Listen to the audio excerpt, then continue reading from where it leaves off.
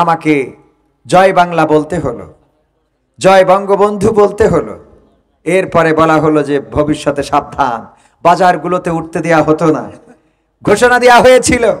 এমনকি নাম বলবো না, এই অঞ্চলের একজন কুলাঙ্গার নেতা ছিলেন, আমার ব্যাপারে ফেসবুকে স্ট্যাটাস যে একটা গুপ্ত ভাইরাস জিকরগাছায় আছে, যে জামাতের এজেন্ডা নিয়ে কাজ করে বেড়াচ্ছে। তাকে এই গানটা গাওয়ার কারণে আমার জিকরগাছায় কলার ধরে টেনে নিয়ে যে নির্যাতন করলো, নিষ্পেষণ করলো। যেই ভাইরা নির্যাতন করেছিল পরবর্তীতে ক্ষমা চেয়ে নিয়েছিলেন। সেই সময় আমি বলেছিলাম কিছুই মনে করি নাই, কিন্তু আমরা মনে করি আর না করি, মনে করার মালিক কে? যে গানটা গাওয়ার কারণে নির্যাতিত হয়েছিলাম, আপনার এই জিকরগাছায় সেই গানটাকে একটু শোনাবো। টেকনাফ থেকে তেতুলিয়া, রূপসা থেকে পাথুরিয়া, একটি নামে সবাই যাকে চেনে।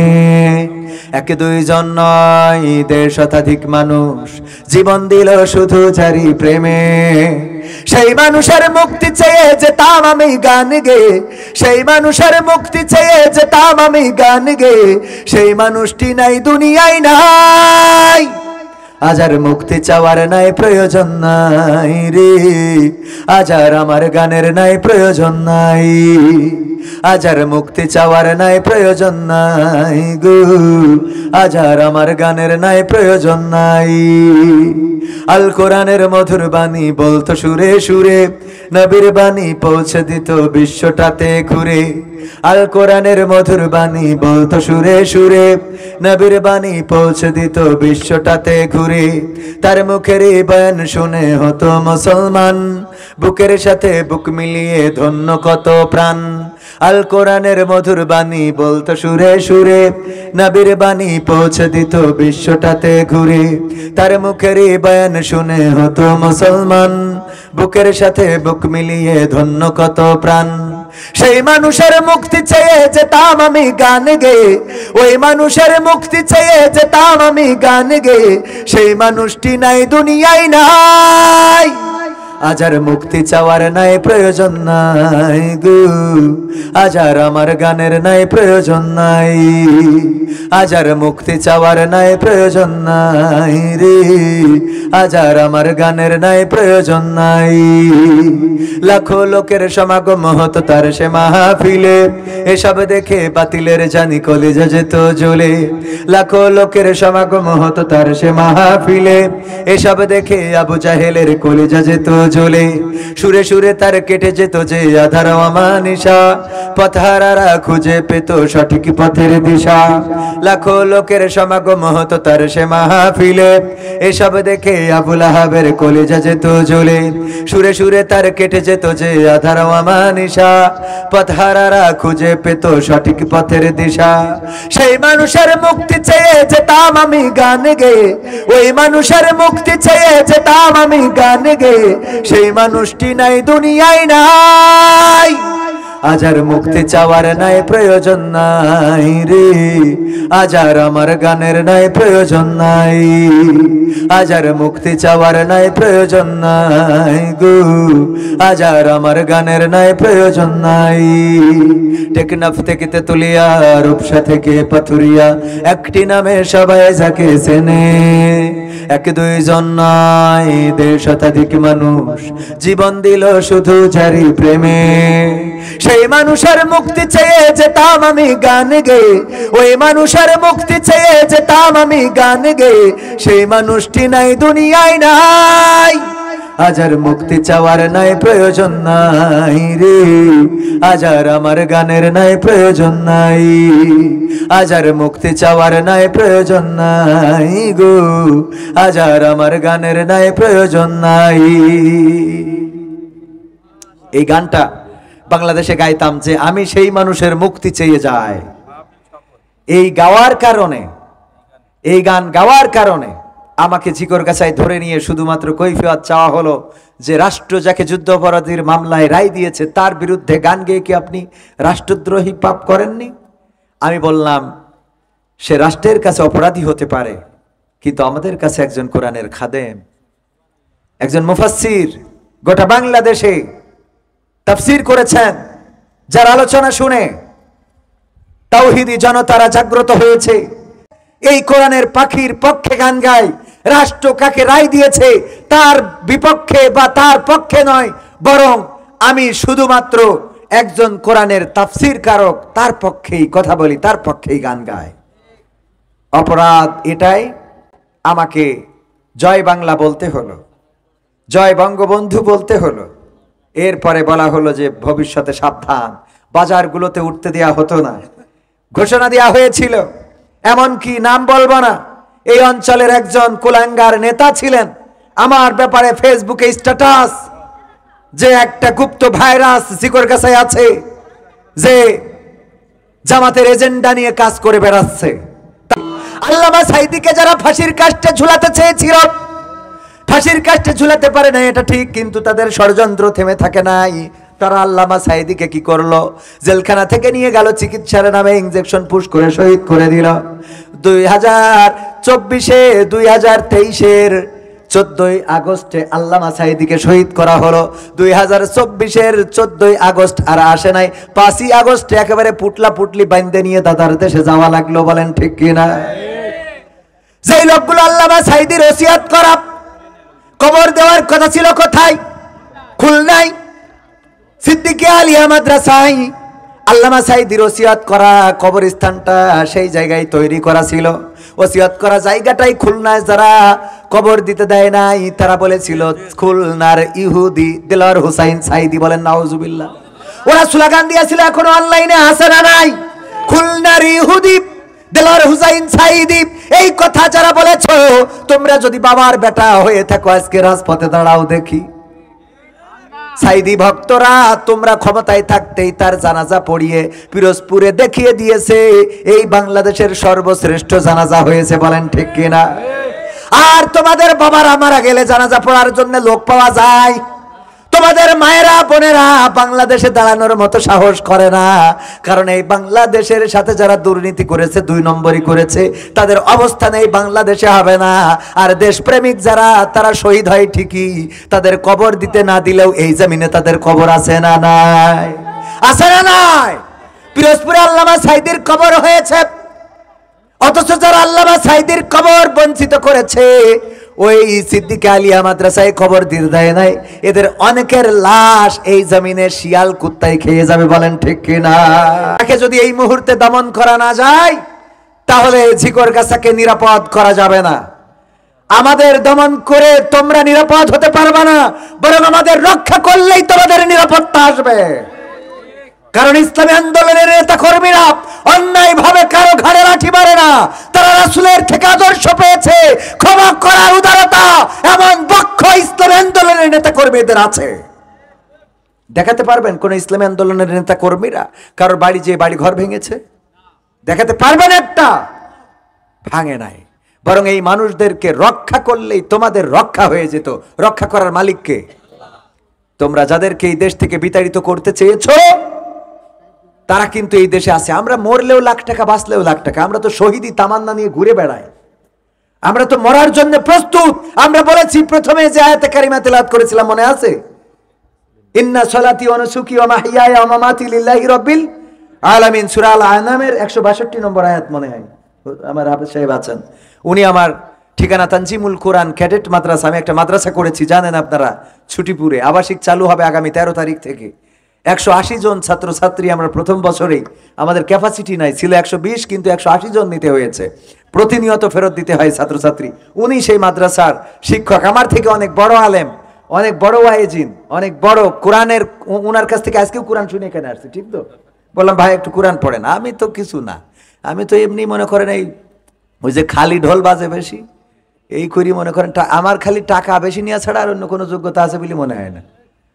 বাকি যোগ্যতা উনাদের, কিন্তু উনারা টাকা পায় না। এই হলো সময়, ওনাদের একটু টাকা দিলে ভালো করে নিতে পারতো। যাই হোক, ওনাকে সাথে করে নিয়ে আসছি এই মাদ্রাসায়। এই মাদ্রাসাটা করেছি, এই মাদ্রাসার হিফজুল কোরআন বিভাগ হবে খুব তাড়াতাড়ি। তো আমরা এই জিকরগাছা চৌগাছায় আমরা আসি বলেই ইসলামকে বা কোরআনকে, হাদিসকে এইভাবে নিয়ে যাচ্ছি। আমাদের যে কথা বলছিলাম, আমার পথ হারিয়ে ফেলছি, যে আমরা বলেছি ইন্না সলাতি ওয়া নুসুকি ওয়া মাহইয়ায়া ওয়া মামাতি লিল্লাহি রাব্বিল আলামিন। আমাদের জীবনকে আমরা কুরবানি করেছি কার রাস্তায়? আল্লাহর রাস্তায়। সুতরাং তোমরা আমাদের মারলে সেটাকে আমরা অ্যাকসেপ্ট করি, কারণ আমরা শহীদ হতে চাই। ঠিক না ভাই ঠিক? শহীদের ওপারে কি শাহাদাতের তামান্না নিয়ে ঘুরে বেড়ায়। তো আমাদেরকে ভয় দেখায় কোনো লাভ নাই। আমরা যতদিন বেঁচে থাকবো ততদিন আল্লাহর পথে কাজ করে যাব, যতদিন বেঁচে থাকবো কোরআনের পথে কাজ করে যাবো। তোমরা আমাদেরকে মারবা, আমরা তো জান্নাতে যেতে চাই। সুতরাং মেরে আমাদের জান্নাতের পথটা আগিয়ে দাও। সিমেন্ট আর কে দিয়েছে? মুকুল মিয়া 3 ব্যাগ। আমার মুকুল মিয়া দিয়েছে 3 ব্যাগ। তাহলে কয় ব্যাগ হয়েছে? 65।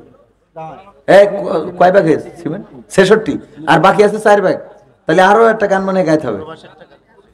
আমার বাংলাদেশের প্রবাসীদের গল্প বলি শোনো, আমার চিকর গাছার প্রবাসীদের গল্প বলি শোনো।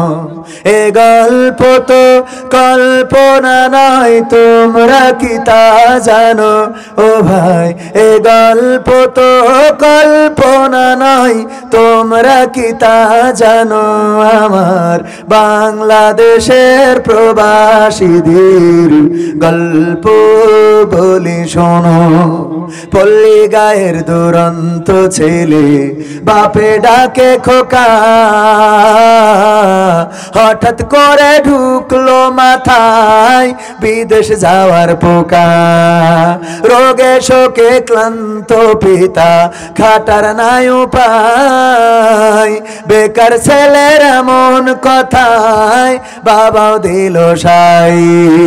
ক্ষেতের জমি হালের গরু বিক্রয় করে দিয়ে বাকি টাকা করলো পূরণ মায়ের গহনা নিয়ে। অনেক আশা বুকে বেঁধে ছাড়লো যখন বাড়ি, সে যে কি বেদনা বিধুর ছিড়লো যেন নাড়ি। মায়ে কান্দে ভাইয়ে কান্দে, কান্দে আপন চোখের জলে বুক ভেসে যায়, শক্ত করে মন। এমন মানুষ কোন সে জনা, এমন মানুষ কোন সে জনা, তোমরা কি তা জানো?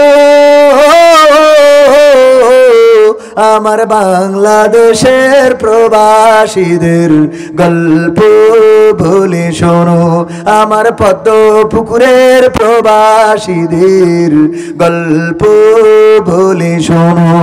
বিমানেতে বসে খোকা আঁচল দিয়ে চোখ মুছে মা প্রভুকে যে বলে, আল্লাহ তুমি ভালো রেখো আমার কোলের ছেলে। খোকা যে ছিল মা জননীর কলিজারি বোটা, ভাবতে সব চোখ ভিজে জল পড়লো ফোঁটা ফোঁটা। এমন মানুষ কোন সে জনা, এমন মানুষ কোন সে জনা, তোমরা কি তা জানো? আমার বাংলাদেশের প্রবাসীদের গল্প বলে শোনো, আমার ঝিকর গাছার প্রবাসীদের গল্প বলে শোনো। নদ নদী আর সাগর নগর দিয়ে খোকা পাড়ি, পোষালো যে অতি সাধের বিদেশের বাড়ি। অনেক কষ্টে মিলল খোকার এমন একটা কাজ, হাড় ভাঙা খাটুনি তাতে সকাল দুপুর সাজ। রোগে শোকে কাজ করে যায়, করে না অবহেলা, আকাশ সমান স্বপ্ন দেখে কাটিয়ে দেয় বেলা। মা জননীর সাথে যখন খোকা কথা কয়, বলে বাবা কেমন আছো জানতে ইচ্ছা হয়। মা গো আমি ভালো আছি, মা গো আমি ভালো আছি, দুঃখ নেই তো কোনো, আমার ঝিকর গাছার প্রবাসীদের গল্প বলি শোনো, আমার মালয়েশিয়ার প্রবাসীদের গল্প বলি শোনো। হঠাৎ করে বাবা বলে টাকার যে দরকার, তোর মায়েরই বড় অসুখ, দেখাবো ডাক্তার। চিন্তায় আমার বাড়ছে আবার তোর বোনেরই নিয়ে, দিনে দিনে হচ্ছে বড়, দিতে হবে বিয়ে। তোর ভাইয়েরই লেখা পড়ার খরচ বেড়ে গেছে, দরকার এখন অনেক টাকার, তোর কাছে কি আছে? পাইনি বেতন এখনো খোকা, পকেটটা যে ফাঁকা, তবুও বলে ভেবো না বাবা, দেবো আমি টাকা। এমন মানুষ কোন সেজনা, এমন মানুষ কোন সেজনা, তোমরা কি তা জানো? আমার ঝিকর গাছার প্রবাসীদের গল্প বলি শোনো, আমার সৌদি আরবের প্রবাসীদের গল্প বলি শোনো। দিন মাস গুনে খোকায় এখন পৌঁছালো বছরে, করতে হয় কাজ এখন যে তার 10 তলার উপরে। হঠাৎ করে কি হতে কি যেন হয়ে গেল, 10 তলারই উপর থেকে খোকা পড়ে গেল। আকাশ সমান স্বপ্নগুলো আকাশে গেল উড়ে, দেহ থেকে প্রাণ পাখিটাও গেল যে ভাই ছিড়ে। বন্ধুরা যে এসে দেখে রক্তে তরতর, নিথর দেহ পড়ে আছে জমিনের উপর। এমন মানুষ কোন সেজনা, এমন মানুষ কোন সেজনা, তোমরা কি তা জানো? আমার ঝিকর গাছার প্রবাসীদের গল্প বলি শোনো, আমার যশোর জেলার প্রবাসীদের গল্প বলি শোনো। পাঠাতে হবে লাশটা দেশে, আপন তো কেউ নাই, বন্ধুরা সব মিলে মিশে করলো এ কাজটাই।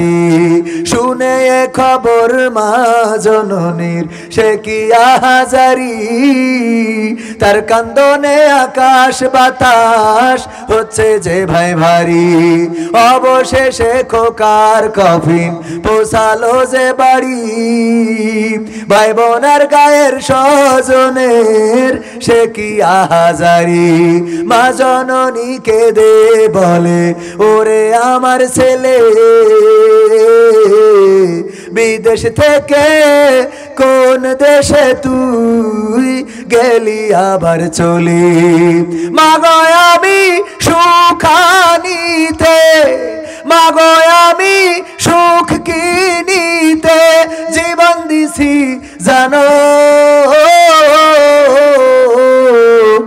আমার পদ্ম পুকুরের প্রবাসীদের গল্প বলি শোনো, আমার ঝিকর গাছার প্রবাসীদের গল্প বলি শোনো। এটা লাইন মতো হইতো না? তা আমি 2-1টা গান গাচ্ছি, এর মধ্যে একটু মনে করি দেখি যে এই 10 জন ভাগ্যবান কারা, একটুখানি নামটা লিখাই দেবেন, আমি দোয়া করে দেবো ইনশা। আজকালকের ছেলেরা বই নিয়ে আর বসে না, ও বাবা গুগলে সার্চ করিয়া পড়ে। ওরে কালের মেয়েরা কোরআন হাদিস ধরে না, এখনকার মা বোনেরা কোরআন হাদিস পড়ে না, ও আল্লাহ টিকটকে ভিডিও ওরা করে। আজকালকের ছেলেরা বই নিয়ে আর বসে না, গুগলে সার্চ করিয়া পড়ে। আগের সময় প্রেম করিলে মুরব্বীরা বলতে পাইছো কি, এখন বলে শখ করিয়া বাবু তুমি খাইছো কি। কথা কয় না যুবকরা, ঠিক না বেঠে? আগের সময় প্রেম করিলেন মুরব্বীরা বলতো পাইছো কি, এখন বলে শখ করিয়া বাবু তুমি খাইছো কি। লজ্জা শরম নাই আইলাম কোন জামানাই, লজ্জা শরম নাই আইলাম কোন জামানাই, ভবিষ্যৎ দেখি অন্ধকারে। আজকালকের ছেলেরা বই নিয়ে আর বসে না, ও বাবা গুগলে সার্চ করিয়া পড়ে। ভাইরে বেশি করে ফেলালেন না? নতুন করে হয়েছে চালু এখন আবার কন্টেন্ট, পরিচয় করাই দেখি এই আমার গার্লফ্রেন্ড। কথা হয় না, ঠিক না বে ঠিক? নতুন করে হয়েছে চালু এখন আবার কন্টেন্ট, পরিচয় করাই দেখি এই আমার বয়ফ্রেন্ড। শরমের মাথা খাইয়া গেছে ওরা পাগল হইয়া, শরমের মাথা খাইয়া গেছে সব পাগল হইয়া, ভবিষ্যৎ দেখি অন্ধকারে। আজকালকের ছেলেরা বই নিয়ে আর বসে না, ও বাবা গুগলে সার্চ করিয়া পড়ে। ওরে কালের মেয়েরা কোরআন হাদিস ধরে না, এখনকার মা বোনেরা কোরআন হাদিস পড়ে না, ওয়াল্লাহ টিকটকে ভিডিও ওরা করে। আজকালকের ছেলেরা বই নিয়ে আর বসে না, গুগলে সার্চ করিয়া পড়ে। ঠিক না বে ঠিক? এখনকার মা বোনেরা কোরআন, আগে কোরআন পড়তো, কোরআন শিখতো, কোরআন জানতো, কোরআন মানতো, কিন্তু এখনকার মা বোনেরা ফোন নিয়ে পড়ে থাকে। সন্তানরা ফোন দেখবে, সন্তানরা তাদেরকে ভালো বানাবে, সন্তানদেরকে ভালো বানাবে, কিন্তু মাই তো সারাক্ষণ ফোনের মধ্যে ডুবে থাকে। এই সন্তান আর কত ভালো হবে বলেন? ঠিক না বেঠি? আগে যদি বিয়ে দেওয়ার জন্য আমাদের সভাপতি ছেলে বিয়ে দেবে, পাত্র দেখার জন্য যদি যেত, পাত্রী দেখার জন্য যদি যেত, জিজ্ঞাসা করতো কোরআন পড়তে পারে কিনা, হাদিস পড়তে পারে কিনা, নামাজ পড়ে কিনা, আরকান আহকাম জানে কিনা, আত্তাহিয়াতু পারে কিনা, তাশাহুদ দুরুদ ইব্রাহিম হবে কিনা, দুআয়ে মাসুরা দোয়া কুনুত হবে কিনা, এমনি ভাবে জিজ্ঞাসা করতো। যদি মেয়ে বলতো পারি পারি পারি, কোরআন পড়তে পারে কিনা, কোরআনটা সামনে দেওয়া হতো, একটু পড়ে শোনাও। ঠিক বলছি না বে ঠিক বলছি? আগের সময় এইগুলো জিজ্ঞাসা করা হতো, ওগো মা আমার বলো দেখি কোরআনটা পড়তে পারো কিনা, হ্যাঁ পারি, তাইলে রিহালটা সামনে দেওয়া হতো, দুইটা আয়াত পড়ে শোনাও। আমাদের পাত্রীরা কোরআন পড়ে শোনাতো। আর এখনকার সময় আমাদের ইয়াং জেনারেশন মেয়ে দেখতে যায়, দেখতে যাওয়ার পরে কোরআনের কথা হাদিসের কথা তো নাই, যে এই জিজ্ঞাসা করে ভাবি আপনার টিকটকে ফলোয়ার্স কতজন? ঠিক না বে ঠিক? টিকটকে ফলোয়ার্স কত? ফেসবুকে রিলস ভিডিও দিলে ভিউজ কেমন হয়? ইউটিউব কি মনিটাইজেশন করা আছে? অ্যাকাউন্ট নাম্বার বসানো আছে? আপনি কি স্টার পেয়েছেন? ঠিক না ঠিক? এইগুলো এখন জিজ্ঞাসা করা হয়। আহা, আল্লাহ হেদায়েত নসিব করুন, বলেন আমিন। এরপরে আরো অনেক কথা আল্লাহ রাব্বুল আলামিন বলেছেন, ওয়াকরনা ফি বুয়ুতিকুন্না ওয়ালা তাবাররাজনা তাবাররুজাল জাহিলিয়াতিল উলা। ওগো নারীরা পর্দার মধ্যে থাকো, জাহেলি যুগের মেয়েদের মতো সাজুগুজু করে নিজেদেরকে প্রদর্শন করে বেড়ায়ও না। কিন্তু এখনকার মা বোনেরা সাজুগুজু ছাড়া বের হয়, শুধু বের হয় তা না, এখন আবার ঘরে ঘরে বিউটি পার্লার। ঠিক না বে ঠিক? এই বিউটি পার্লার কে দিয়েছে? হ্যাঁ, বিউটি পার্লার আছে না নাই? বিউটি পার্লারে খুব কায়দা করে সাজুগুজু করে রাস্তায় বের হয়, ওইগুলো দেখে যুবকেরা পাগল হয়ে যায়, এই মেয়েরই লাগবে। পরে দেখা যায় বিয়ে শাদী করার পরে সংসারে আর বনিবনা নেই। কারণ কি? কারণ উপরে ছিল, মুখে ছিল গ্রামীণ ফোন, কিন্তু পার দিকে যে ওর ওই যে ওয়ারিদ এয়ারটেল, এটা খেয়াল করেনি। কথা কয় না? উপরের নেটওয়ার্ক ছিল কিসের? গ্রামীণ ফোনের, নিচের দিকে কি ওয়ারিদ, ওই যে কি এয়ারটেল, রবি, মানে মাঠে না গেলেই নেটওয়ার্ক পায় না, সাজুগুজু করে। এইগুলো দেখে যুবকেরা পাগল হয়। ওগো আমার মায়েরা বোনেরা, যে চেহারাটা দেখিয়ে বেড়ান, এই দায়ুস মহিলার আল্লাহর নবী সাল্লাল্লাহু আলাইহি সাল্লাম সুপারিশ করবেন না, বলেন নাউজুবিল্লাহ। আল্লাহর নবীর কন্যা ফাতেমা, আল্লাহর নবী যখন আহত হয়েছেন, ছুটে চললেন ফাতেমা রাদিয়াল্লাহু তাআলা আনহা উহুদের ময়দানে। যাওয়ার পরে পিতার কাছে যেয়ে দাঁড়ালেন। আল্লাহর নবীর হুঁশ ফেরার পরে দেখলেন ফাতেমা পাশে বসা। আল্লাহর নবী বললেন, ওগো ফাতেমা, তুমি কেন এসেছো? ফাতেমা রাদিয়াল্লাহু তাআলা আনহা বললেন, নবী গো, চারিদিকে আপনার মৃত্যুর খবর ছড়িয়ে গিয়েছে, আমি কি করে বাড়িতে বসে থাকি?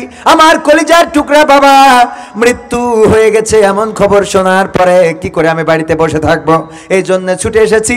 আল্লাহর নবী বললেন, ওগো ফাতেমা, তোমার বোরখার মধ্যে একটা ছিদ্র দেখা যায়, ছেঁড়া জায়গা দেখা যায়, যেই জায়গা দিয়ে তোমার গায়ের রং দেখা যায়, বলো দেখি ওই ছেঁড়া জায়গা দিয়ে তোমার গায়ের রং কি পৃথিবীর কোনো মানুষ দেখেছে নাকি? ফাতেমা রাদিয়াল্লাহু তাআলা আনহা বললেন, ওগো নবী গো, আমি যখন শুনেছি আমার পিতা বেঁচে নাই, গোটা মদিনায় খবর ছড়িয়েছে নবী মুহাম্মদ শহীদ হয়ে গিয়েছেন, এটা জানার পরে আমি ছুটে চলে এসেছি। আমার বোরখায় যে ছেঁড়া, এটা আমি ভুলি নাই। আমি ওই অবস্থার মধ্যেও আমার ছেঁড়া জায়গাটা, আমার বোরখার ছেঁড়া জায়গাটা মুঠ করে ধরে নিয়ে এসেছি। পৃথিবীর কোনো মানুষ আমার এই ছেঁড়া জায়গা দিয়ে আমার গায়ের রং দেখতে পারে নাই। আল্লাহ নবী বললেন, ওগো ফাতেমা, শুনে নাও, যদি তোমার ওই বোরখার ছেঁড়া জায়গা দিয়ে পৃথিবীর কোনো মানুষ তোমার গায়ের রংটা দেখে ফেলতো, আমি নবী পরকালের ময়দানে তুমি আমার কন্যা এই পরিচয়টা দিতাম না। আল্লাহু আকবার বলবেন না? তুমি যে আমার কন্যা, অথচ এত ভালোবাসার কন্যা ছিলেন। যখন আল্লাহর নবী সফরে বের হতেন, সবার শেষে দেখা করতেন ফাতেমা রাদিয়াল্লাহু তাআলা আনহার সাথে, আর বাড়িতে ফিরে এসে সবার আগে দেখা করতেন ফাতেমা রাদিয়াল্লাহু তাআলা আনহার সাথে। আল্লাহর নবী বলেছেন, যদি কেউ আমার ফাতেমাকে কষ্ট দেয়, সে যেন আমাকে কষ্ট দেয়, আর যদি কেউ আমার ফাতেমাকে খুশি করে দেয়, সে যেন আমি নবীকে খুশি করে দেয়। বলেন আল্লাহু আকবার।